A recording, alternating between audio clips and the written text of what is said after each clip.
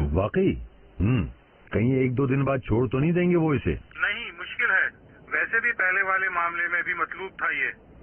जानता हूँ मैं। हमें भी केस फाइल करना होगा। हाँ यकीनन। मेरे ख्याल में वकील साहब आप अच्छी तरह जानते हैं कि आपको क्या करना है। उसको सजा मिलनी जरूरी है। आप बिल्कुल फिक्र ना करें, मैंने तमाम सबूत तैयार कर लिए हैं। आप जैसा चाहें वैसे ही होगा। मेरे लिए कोई और खिदमत? नहीं, शुक्रिया। खुदा हाफिज। Thank you.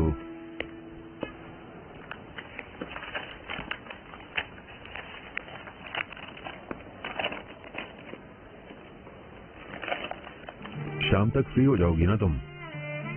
डिस्टर्ब नहीं करेंगे तो हो जाएगा। नहीं करूंगा। लेकिन क्यों? क्योंकि हम रात को खाने पर जा रहे हैं। किस लिए? एक छोटी सी सेलिब्रेशन है।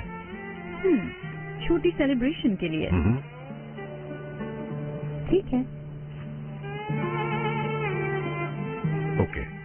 ओके।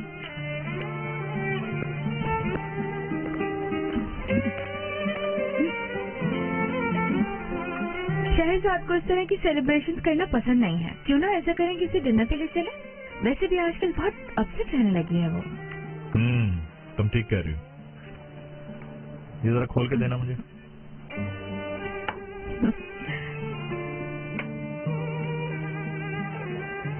क्लब में उसकी बर्थडे पार्टी कर लें क्या, सरप्राइज देने के लिए?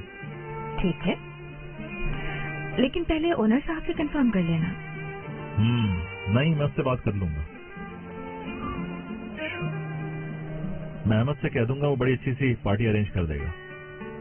ठीक है, फिर मैं महक से कह देती हूँ कि बाकी काम वो देख ले। ओके। ये देखो। ऐसा लग रहा है जैसे टूटा ही नहीं था। हाँ, हाथ मत लगाना बस। तुम किस तरह सालगिरह मनाओगी? पता नहीं। कॉलेज के फ्रेंड्स तो मुझे हमेशा कोई ना कोई फ्रॉक दिया करती थी। फिल्मों की तरह नहीं होते बड़े से फ्रॉक, बहुत खूबसूरत लगती थी मैं उनमें। कैसी लगती थी तुम उसमें? सिंड्रेला जैसी। मगर अब ये मत पूछना कि मैं रात में कितने बजे वापस आती थी, घर वालों को क्या कहती थी, और कहीं मुझे शहजादा तो नहीं मिल गया था तब। तो क्या अब मिल गया शहजादा? मिल गया। मेरा शहजादा मेरे सामने बैठा है।